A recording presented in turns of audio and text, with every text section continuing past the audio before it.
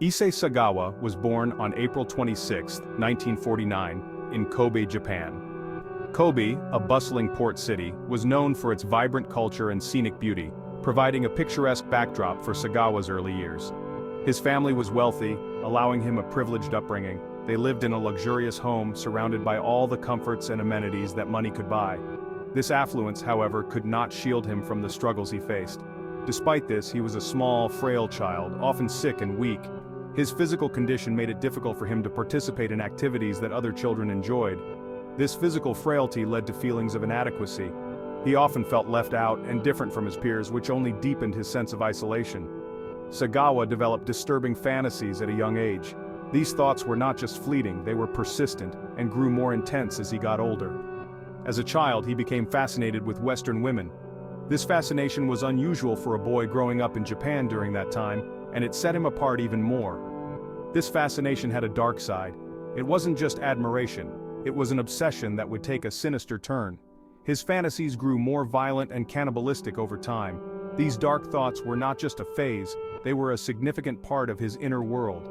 These urges would haunt him throughout his life. They were a constant presence, influencing his actions and thoughts. Sagawa's early life was marked by isolation. He spent much of his time alone, lost in his thoughts and fantasies. He was intelligent but socially awkward. His intelligence set him apart academically, but it did little to help him fit in socially. This isolation only deepened his dark fantasies. The more time he spent alone, the more his mind wandered into disturbing territories. His parents were unaware of the extent of his troubled mind. They saw him as a quiet, introverted child, not realizing the dark thoughts that plagued him. In 1972, Sagawa attempted his first known crime. He was 23 years old. He followed a tall German woman to her apartment. There, he tried to attack her. His plan was to cannibalize her. However, she fought back. Sagawa was arrested but not imprisoned. His wealthy father intervened. Sagawa was instead placed under psychiatric care. This intervention did not stop his urges. It merely postponed his next attempt. After his release, Sagawa continued his studies. He pursued literature and moved to France. His dark fantasies traveled with him. He would soon find another victim. In the late 1970s, Sagawa moved to Paris. He enrolled at the Sorbonne to study literature. Here he met Renée Hartevelt. She was a Dutch student pursuing her own studies. They became acquaintances through their classes. Sagawa was captivated by Renée. She was tall and beautiful, embodying his dark fantasies. He invited her to his apartment under the guise of friendship. He asked her to help him with his studies. Renée was unaware of Sagawa's true intentions. She saw him as a kind and intelligent peer. This trust would lead to a tragic end. Sagawa was preparing for his most horrific act.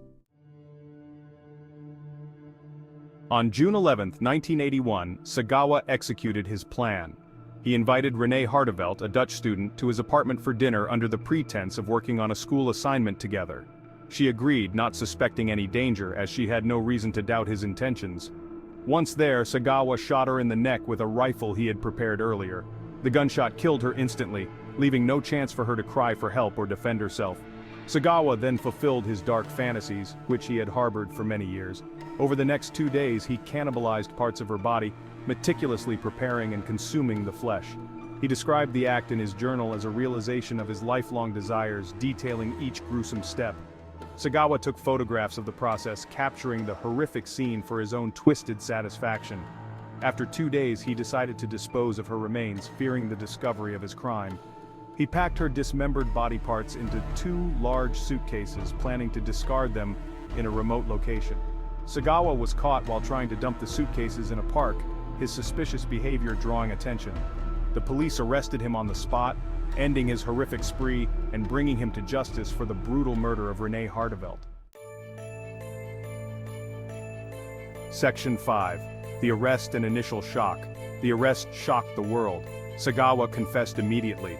He showed no remorse for his actions. His calm demeanor was chilling. The French authorities were horrified.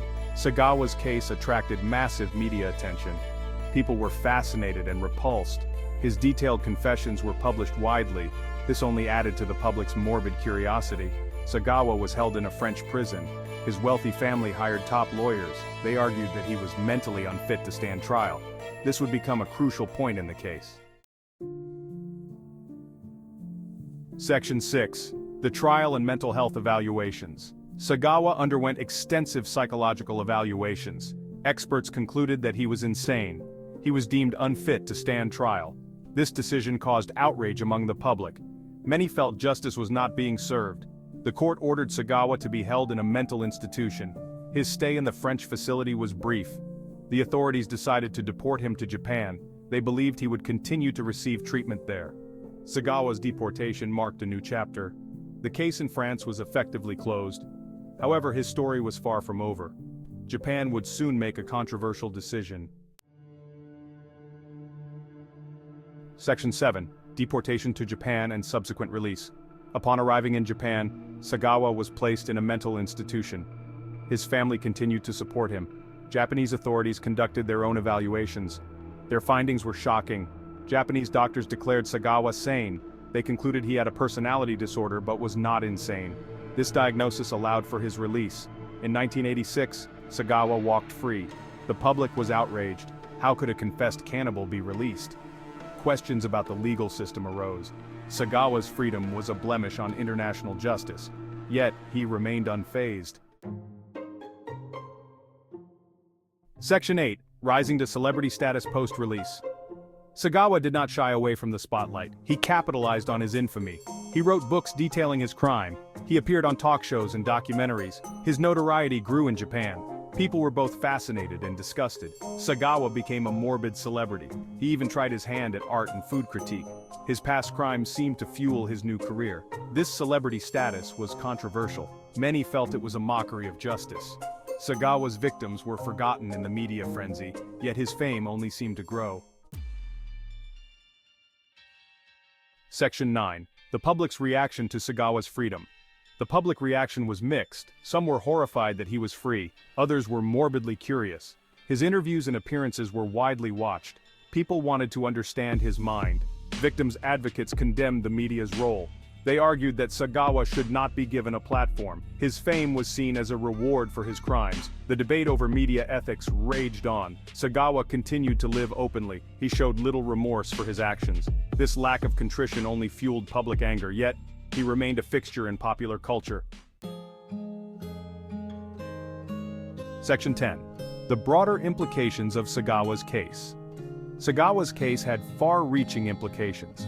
It exposed flaws in international legal systems. The disparity between French and Japanese evaluations was glaring. Questions about mental health and criminal responsibility arose. The case also highlighted media ethics. Should criminals be given a platform? Sagawa's celebrity status was a troubling precedent. It blurred the lines between infamy and fame. Legal reforms were called for but rarely implemented. The case remains a cautionary tale. It serves as a reminder of the complexities of justice.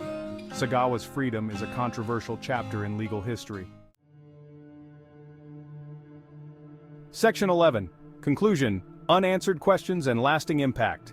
Issei Sagawa's story leaves many questions unanswered. His case is one of the most perplexing and disturbing in modern history. How could a confessed cannibal walk free? The legal loopholes and international jurisdictional issues played a significant role. What does his celebrity status say about society? It raises concerns about our fascination with the macabre and the sensational. These questions continue to haunt us. They force us to confront uncomfortable truths about justice and morality. Sagawa's case is a chilling reminder of human darkness. It exposes the depths of depravity that can exist within individuals. It shows the limits of legal and mental health systems. Despite his clear mental health issues, the systems in place failed to contain him.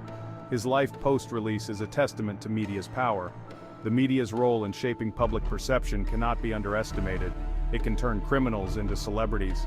This phenomenon is troubling and speaks volumes about our cultural values. The victims are often forgotten in such stories.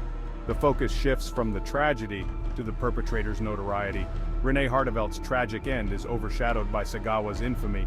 Her life and potential are often lost in the sensationalism. As we reflect on this case, we must remember the real cost. The human lives affected and the pain endured by the victims' families. It's a story that should not be forgotten. It serves as a stark reminder of the need for justice and compassion in our society. We must strive to learn from such cases, ensuring that the victims' voices are heard and their memories honored. Only by addressing these unanswered questions can we hope to prevent such tragedies in the future. Let us not allow the sensationalism to overshadow the need for justice and healing. In remembering the past, we pave the way for a more just and compassionate future.